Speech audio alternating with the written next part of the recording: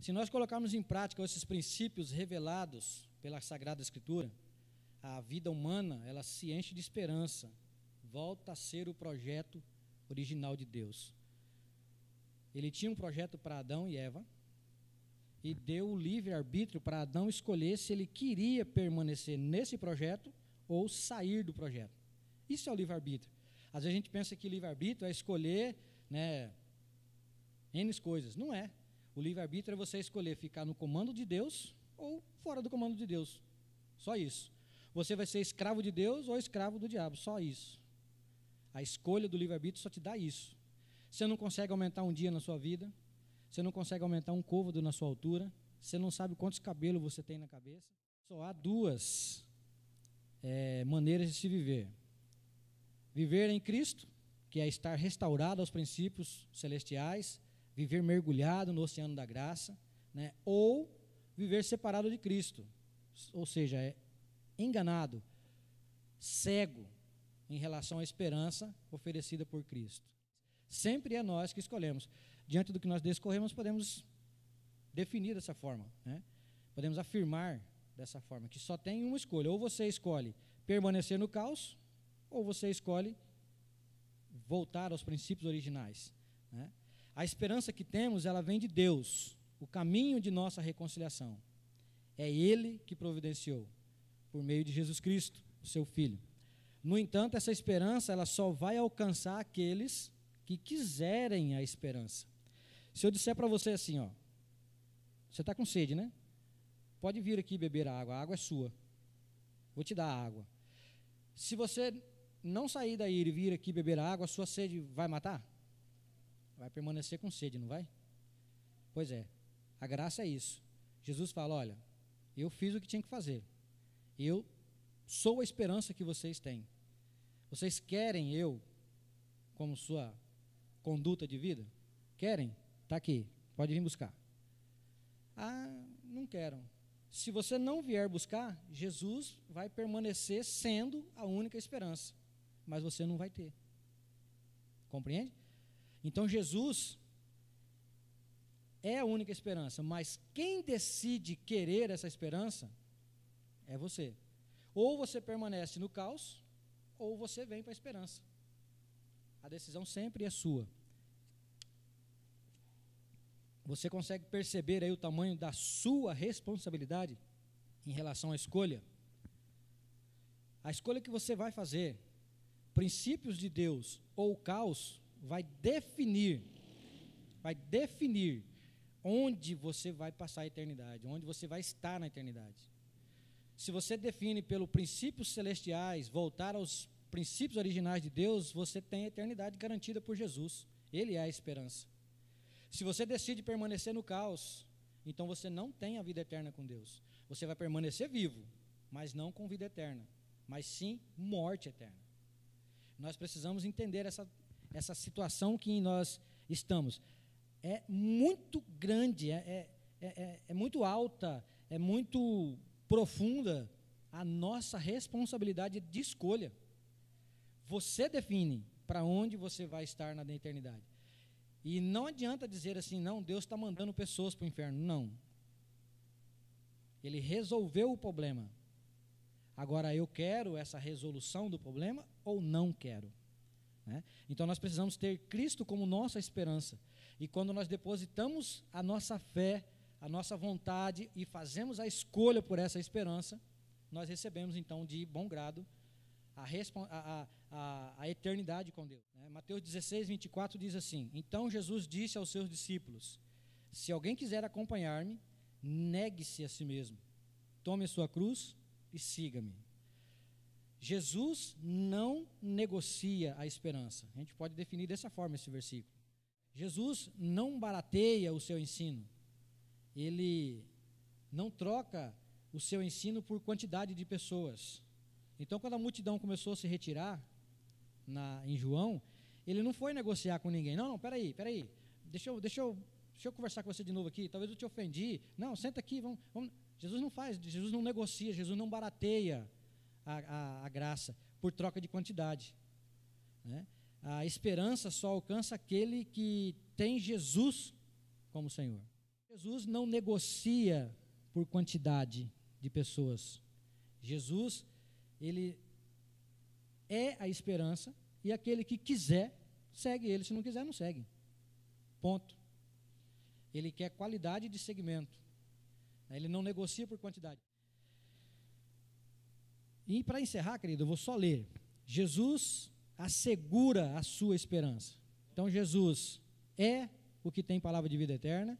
Jesus não negocia a sua esperança. E Jesus assegura a sua esperança.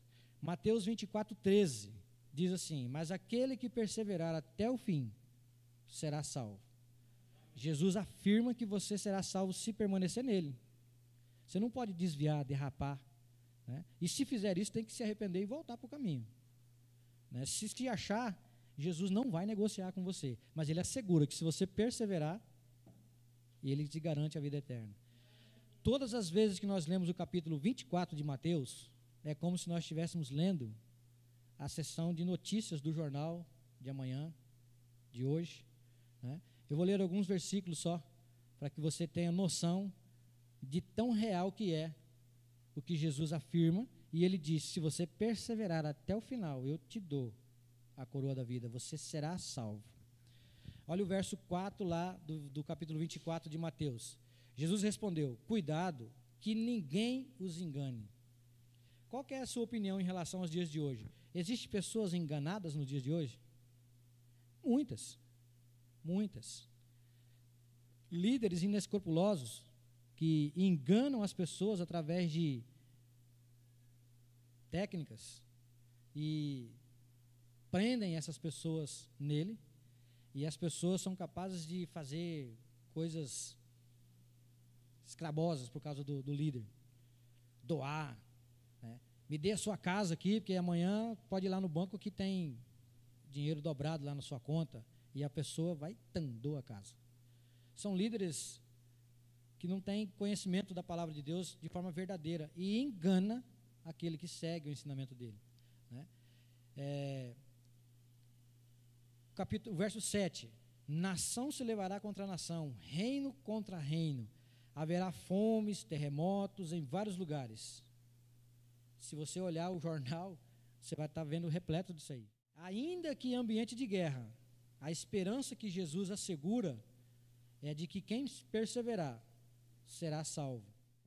Tem países que perseguem a igreja, né? Tem países já derrubando templos, começaram arrancando cruzes e agora já estão derrubando os prédios, né? Perseguindo, pastores sendo presos, líderes sendo presos por não negar Jesus. Mas Jesus garante que aquele que perseverar diante dessas perseguições será salvo. E nós precisamos perseverar, vigiar, crer, estar em Jesus.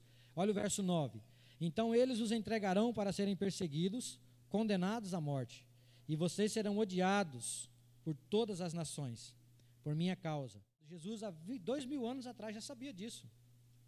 Por isso que ele é a esperança, e por isso que ele garante: se você permanecer, você é salvo. 10, e já caminhando para o final: naquele tempo muitos ficarão escandalizados, trairão e odiarão uns aos outros. O cara se escandaliza por pouquíssimas coisas, né? Alguém já disse: para que você arrume um inimigo, basta se posicionar. Você não precisa fazer nada, só se posicionar, né? E nas redes sociais está cheio disso. O cara se posicionou, pronto, já arrumou um inimigo. Jesus colocou isso há 2000 anos atrás.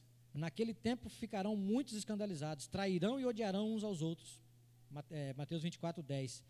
E aí, olha o 11: e numerosos falsos profetas surgirão e enganarão a muitos. Está escancarado hoje para nós. Não precisa de explicar muita coisa, você vai perceber sobre numerosos falsos profetas. E surgirão e enganarão a muitos. Devido ao aumento da maldade, o amor de muitos esfriará, né? Com ensinos fragmentados do Evangelho, por homens enganosos e de vida descredibilizada, por conduta duvidosa, leva a dúvida e a crítica àquele que procura o ensino de Jesus. E aí a pessoa fica: mas é isso aí? E aí vai criar nele um esfriamento espiritual.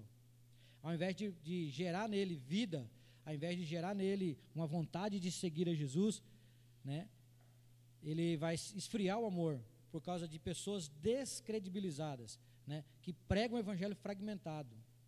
Não é a verdade pura. Algumas coisas no meio não deveria estar. E ainda assim pregam. E as pessoas que vigiam, né, buscam na palavra de Deus a orientação verdadeira, acaba quase se esfriando ou até esfriando por causa de fragmentos do evangelho. E Jesus diz que se você perseverar até o fim, você será salvo. Então cabe a nós declarar que Jesus tem a palavra de vida eterna, crer que Jesus é a vida eterna e não negocia a sua vida eterna, e também crer que nós somos salvos, porque aquele que persevera é salvo.